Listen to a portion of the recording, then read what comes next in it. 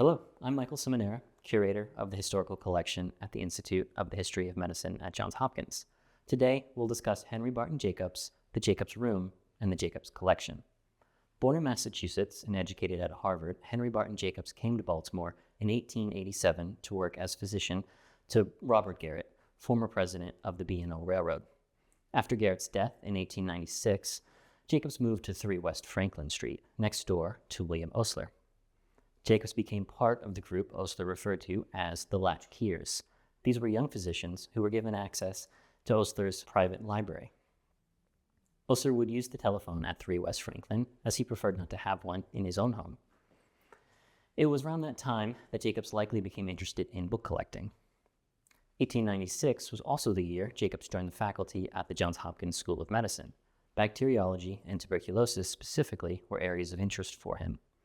It was around the beginning of his time at the School of Medicine that his older brother was brought to Baltimore for tuberculosis treatment and treated by William Osler. Jacobs married Robert Garrett's widow, Mary Frick Garrett, in 1902. They lived at 11 Mount Vernon, currently the Baltimore Engineers Club. The Jacobs and the Oslers were close friends both before and after Osler's appointment at Oxford. Although he retired from the School of Medicine in 1905, Jacobs remained engaged in the medical community. He served as president of a TB sanatorium near Towson, a trustee of the Johns Hopkins Hospital, and as head of the Baltimore Public Safety Commission, where he championed the burial of the Jones Falls. The Jacobs Room was dedicated on January 14, 1932, with the intent to house Jacobs' collection on medical history. The collection, which continues to grow, initially included 5,000 books, 25,000 prints, along with letters and medals. The subjects represented in this collection are smallpox, tuberculosis, bacteriology, and William Osler. The custom-built cases are mahogany and include space built in for the card catalog. The stained glass windows are designed to showcase the collecting interest of Jacobs and were executed by renowned Croatian artist Vilko Gasan. We see references to Jenner, Laennec, Pasteur, and Osler. The western window highlights Jenner and Laennec, who we will discuss today. The Jenner panel, inscribed with the word vaccination, depicts a lancet at the top and a cow at the bottom. The Laennec panel, inscribed tuberculosis, depicts the double-barred cross used by tuberculosis societies at the top, and at the bottom, a stethoscope. Jacobs' collection strategy focused on specific authors in the fields that interest him. He sought to collect near-complete bibliographies of Edward Jenner and René Laennec. As we look at some materials from this collection, we begin with Laennec. Jacobs himself referred to the French physician as his first hero, and his book on mediate auscultation, the nucleus of his collection. The first edition was printed by J.A. Bronson in Paris in 1819. It's in 2 volumes, and it's the first to introduce the stethoscope. Laennec used the term medial auscultation to describe using a tool to listen to the lungs. As the story goes, Laennec observed children playing with a piece of wood. One child would tap on one end, and another would listen. He applied this concept to his medical practice when he needed to listen to a young woman's breathing, so he rolled up some loose paper to amplify the sound. It worked, so he decided to make a sturdier version, like the one we see here in this book. The first volume is dedicated to the diseases of the lungs. The end of Volume 1 features a series of illustrated plates. This illustration shows the construction of the stethoscope.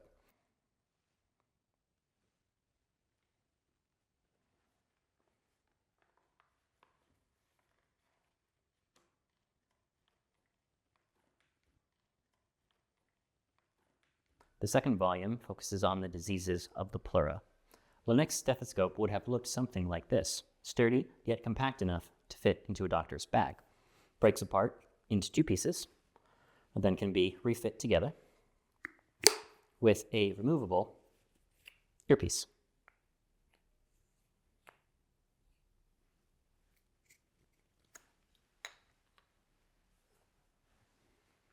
The second edition, published in 1826, expanded and revised on the original. Published shortly before his death, the new edition added case studies and was broken up into 3 volumes. The first English edition was translated by Dr. John Forbes and published in 1821. Jacobs' collection of early printings and translations of this book is complete and has been used to create bibliographies, such as this 1929 published bibliography with an inscription thanking Jacobs for his aid. This bibliography, like all books in the Jacobs collection, includes his bookplate, where we see numerous shields, including the shield for Johns Hopkins, the shield for Harvard, and the shield for tuberculosis societies. Bibliographies in this collection also include a visual bibliography created by students of this department using this very collection. It was through tuberculosis, and specifically the work of German physician Robert Koch, that Jacobs became interested in his second hero, Edward Jenner. Koch had determined the direct cause of tuberculosis and suggested treatment via vaccine. I should note that this collection contains a series of letters written in Koch's own hand. Published in June of 1798, 2 years after first experimenting with vaccination, Jenner's inquiry documents years of observations on cowpox and its role in offering immunity to smallpox. The 75-page book is divided into 3 parts. The first is a discussion on cowpox that includes Jenner's theory on its usefulness for smallpox protection. The second part describes 23 cases in which Jenner tests his theory. The third part focuses on smallpox generally. The content was received with skepticism from the medical community. The Royal Society had previously rejected Jenner's paper on his experiments, so the book was printed in London by Sampson Low at the author's expense. The 4 engraved plates by William Skelton further increased the costs. This first edition is exceptionally rare. Only 3 portraits of Edward Jenner were produced during his lifetime. This one here, by John Raphael Smith, is the earliest. The other 2 are both in London, one at the National Portrait Gallery and the other at the Royal College of Physicians. In this painting, Jenner is shown leaning against a tree in his hometown of Barclay in rural southwest England. Behind him, we see cows and a milkmaid, a reference to his vaccine. In the background, Barclay Castle and St. Mary's Church. Jenner's father was the vicar of Barclay, and Jenner was buried at St. Mary's. Smith was better known as an engraver than a painter. The portrait was a later addition to the Jacobs collection, with Jacobs having purchased it in 1939 via rare book dealer E.P. Goldschmidt in London. Jenner gave the portrait to Henry Hicks, whose children he had vaccinated. The Hicks family later gave the painting to Dr. Theodore Davis. Both transfers are documented via notes on the back. A unique item in Jacobs' Jenner collection is this framed gathering of cow hair. The hair is attributed to Blossom, the cow whose cowpox limp was removed to create Jenner's first vaccine. When Jacobs had the hair framed, he included the original papers in which they were distributed. The notes on the outside of the envelope say, "The curator of the Museum of St. George's Hospital, London, gave this hair to Dr. Francis T. Miles of Baltimore, who gave it to Dr. William T. Howard, who in turn gave it to his nephew, Dr. William T. Howard, Jr., who gave it to me." The elder Dr. Howard was interested in vaccination and was in the habit of preparing quills of lymph from the arms of healthy children. These quills he would give to his friends. The above are the original envelopes, signed Henry Barton Jacobs. Along with these items, the vaccine collection also contains images illustrating the public response to Jenner's vaccine, many contemporary pamphlets, both for and against vaccination, and letters written to and from Jenner, including this series of letters written to Jenner from his mentor, John Hunter. Jacobs' interest in the lungs expanded well beyond tuberculosis. Here we have a mid-18th century manuscript edition of Michael Servetus's On the Errors of the Trinity. This work of Protestant theology has seemingly little to do with medicine, but the author holds a significant place in medical history as the first European to describe pulmonary circulation. The book was originally published in 1531. By 1532, the book was banned across most of Europe, forcing Servetus to take a new name and move to Paris, where he eventually studied medicine. It was in his later work, The Restoration of Christianity, that Servetus describes pulmonary circulation. In 1553, Servetus was executed and most of his printed works destroyed. It wasn't until the 18th century that we see a new printed edition of Errors. This edition was likely derived from that. We see a 19th century introduction, followed by the original Latin text. Another book Jacobs gifted to the library is this 1593 edition of Avicenna's Canon of Medicine. This is the first time we see Avicenna's canon printed in Arabic. It was printed in Rome at a firm established in 1590 at the request of Pope Gregory III, with the objective of bringing Middle Eastern texts to Europe. Avicenna's canon was a highly influential encyclopedia of medical knowledge. Written in the 11th century in Persia, the book was translated into Latin in the 12th century. It would become a standard text for medical education until the mid-17th century. The specifically designed Arabic type would have been difficult to create. That, along with the size of the work and the quality of the paper, led to what must have been an incredibly expensive book at the time. The copy in Jacobs has been rebound into a modern binding, and the pages show very few signs of wear and no marks of readership. Thank you for joining me today. We will now open the discussion for questions. Hello, and welcome again. I'm coming to you live from our Jacobs room for the Q&A portion of our broadcast. And I'm happy to have with me here Don Hessen, Public Health Informationalist for the Welch Medical Library, which, by the way, is the building that we're in currently. Please feel free to enter any questions you have in the Hopkins at Home chat, and we'll try to get through as many as we can.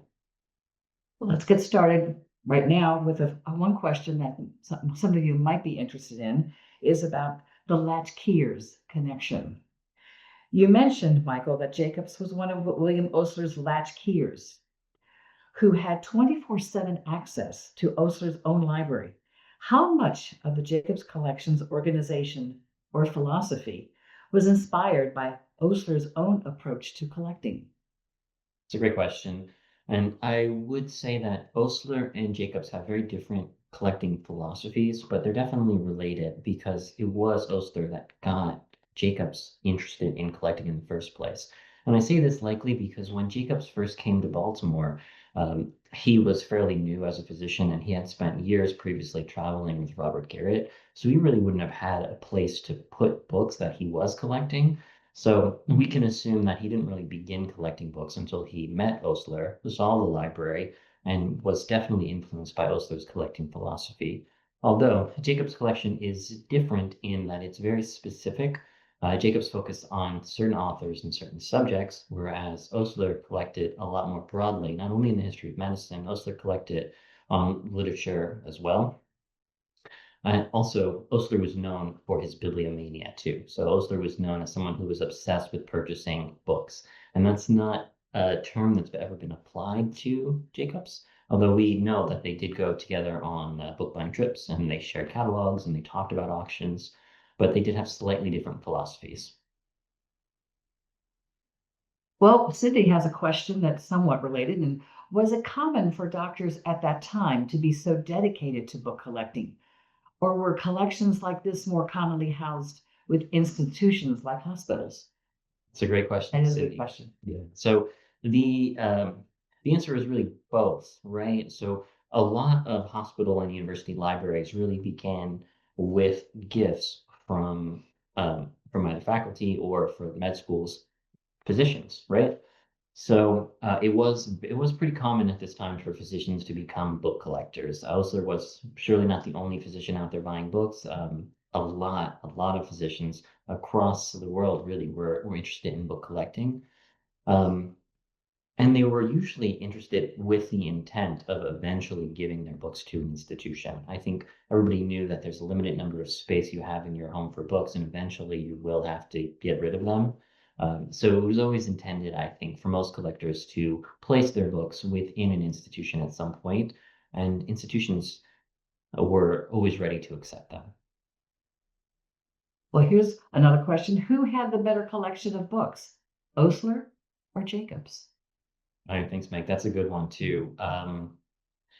So there, like I said, they're very different collections, right? And now we do have books in our collection that came from Osler. Most of Osler's books went to McGill, right? He's Canadian and he studied at McGill.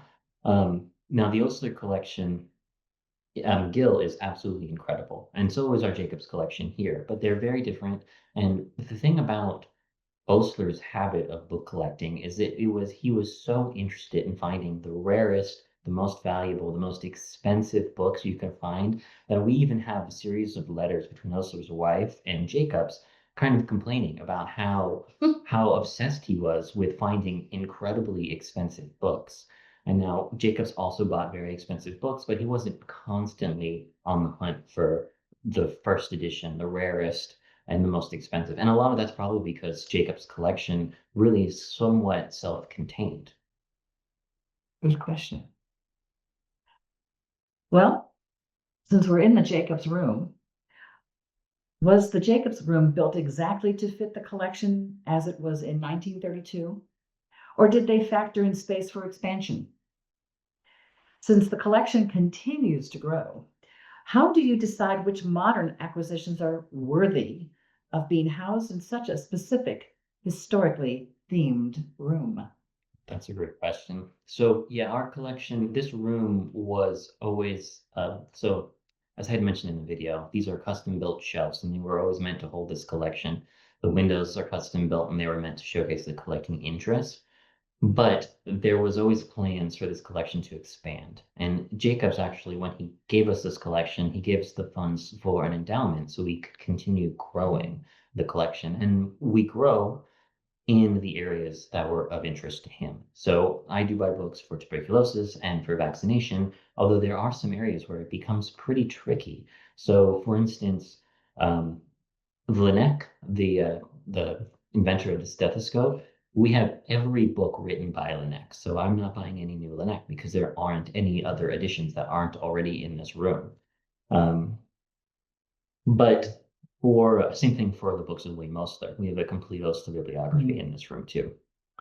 But there are some areas where I do like to expand in, and I think one of the more interesting areas is during so not long after Jenner's creation of the vaccine, we see all of these reports coming in globally from physicians who are starting these vaccine campaigns, and they want to document how effective these vaccines are within their communities. So I've been purchasing a lot of these sort of first accounts of widespread vaccine campaigns in sort of other countries outside of England, outside of France. So recently we've acquired one from Brazil, the first account of a widespread vaccination campaign. We've acquired one from the Czech Republic and one from Japan. Interesting. A question has come up about Benjamin Franklin, and Peter has asked, do you know whether it's true that Benjamin Franklin's greatest regret in life was refusing to have his grandson vaccinated with Jenner's vaccine, and that he died of smallpox during an epidemic? I have no idea. Peter, great question though. That is a great question. Yeah. I mean, smallpox was an incredibly dangerous and just terrifying disease, especially in the 18th century, when there was very little known about how to treat until Jenner's vaccine, but also how to prevent the escalation, right? I think it's as much as 25%, 20 or 25% of people who were infected with smallpox, especially children, in that time period, were likely to die from the disease. Wow. That's scary. It's scary. Absolutely, yeah. Which is why Jenner's vaccine was such a big deal, and why it was immediately adopted by physicians across the world. Well, one of the things you mentioned was the 1593 Arabic edition of Avicenna's Canon, and it shows very few signs of wear or marks of readership. Do you find that many of these incredibly expensive, high-quality books were treated more as status symbols than as practical textbooks, even in the 16th and 17th century? It's a good question. So in the 16th century, it was pretty common for people to write in their books, and we see marginalia in 16th century books all the time. But I will say, just because we have books like this Avicenna that don't have any marginalia, no marginal text, it doesn't mean that it wasn't read, right? It was just read differently. And also, we should think too that the history of book collecting is just as old as the history of the book. So there were collectors in the 16th century who were buying books just for the posterity, right? To keep those books on the shelves and protect them. A couple of other reasons too why an old book may not have any marginal text is there was a period in the 19th century where we saw a lot of booksellers bleaching and erasing and washing their pages to remove the marginalia. It's not a practice that's really done anymore, but we have a couple of examples of that in our collection.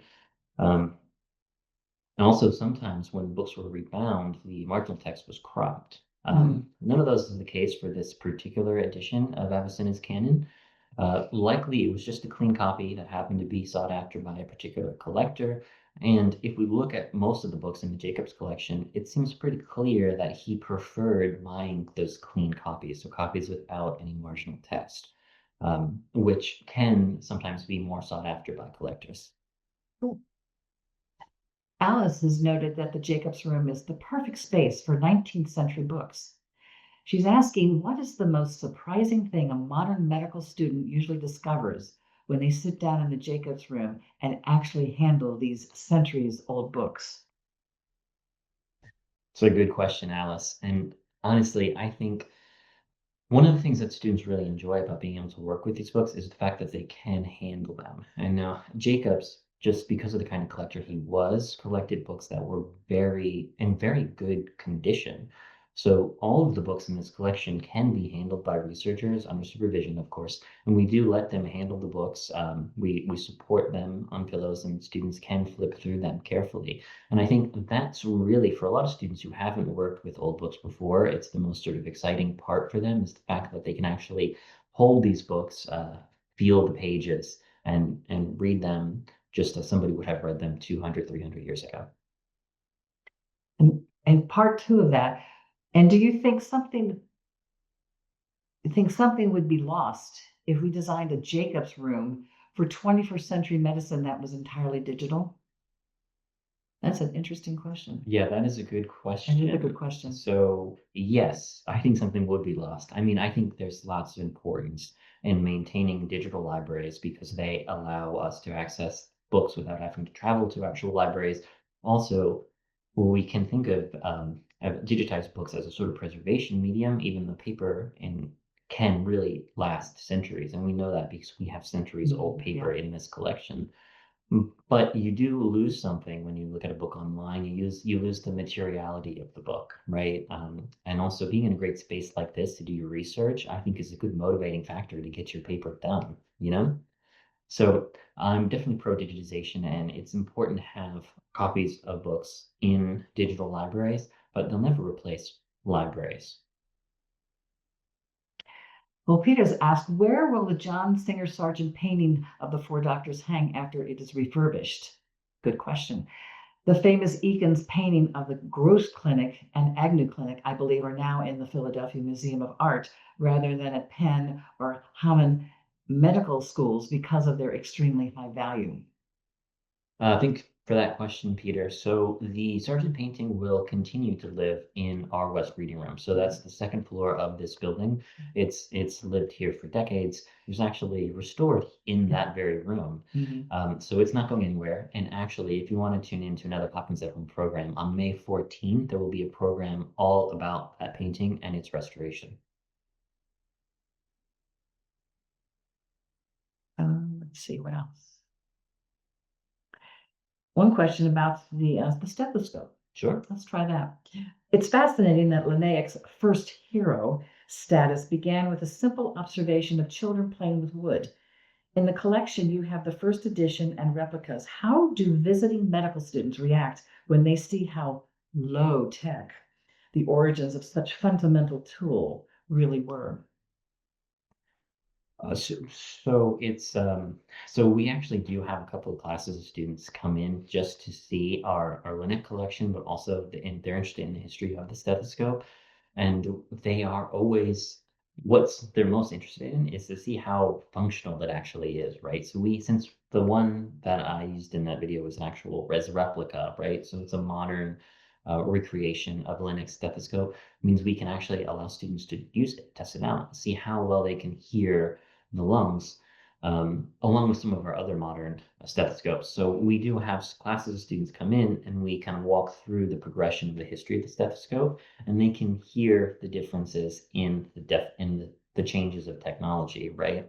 So we move from the single ear to the 2-ear and to the modern stethoscope. Well, Penny's asked, you mentioned pushback on the smallpox vaccine. Was there similar pushback to the stethoscope? Good question. Absolutely. Yeah. So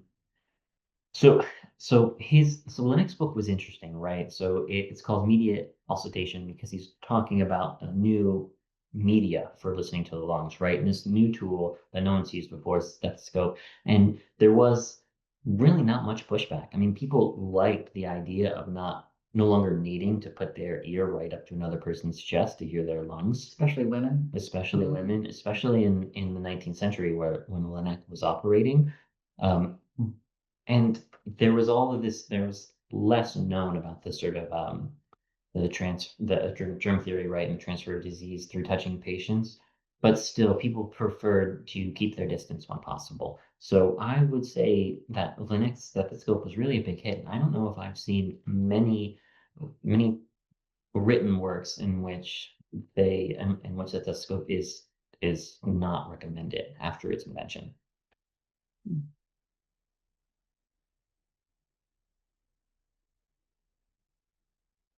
Are there any other questions? Oh, how can we visit? Oh, Good question. that is a good question. Yeah. All right. So here we're at the Institute of the History of Medicine, and our Jacobs Room is open whenever the library is open. So the historical collection is open Monday through Friday, 9 through 5. We're open throughout the summer. We see plenty of researchers throughout the year, but I'm always happy to show somebody around if they just want to see our unique historic spaces. But I should also note too that our books are cataloged. Most of them are cataloged, and every book on our Jacobs collection is. So you want to take a look at our library catalog before you stop by, I can have books ready. I can pull them for you, and you can sit down and you could do some research. Well, it looks like we're out. I have the last question we've received. Oh, I've got one more question. One more question. What is the oldest book in the Jacobs collection? That is actually a good question. So the oldest book in the Jacobs collection. So I would say that a lot of the core of the collection really does skew a little bit later, right? Because we're talking about tuberculosis and we're talking about smallpox. So it's the other stuff. That's the older stuff. So that Avicenna is probably the oldest book in the collection, actually. So 1593 is the print date on that. We print it well before any of Jacob's texts on Edward Jenner and smallpox or any of his texts on tuberculosis. Okay, now it looks like we have the last question that we've received, so we'll wrap it up here. Thanks again, Michael, for taking us into this special place at the Welch Medical Library and showing us some of the treasures of the collection. For more information about the Welch Medical Library, please visit welch.jhmi.edu. I'd also like to thank everyone who tuned in to visit to our conversation today. For more information and to register for future virtual programming, please visit hopkinsathome.jhu.edu. Again, thank you so much and hope you have a wonderful afternoon and evening and weekend.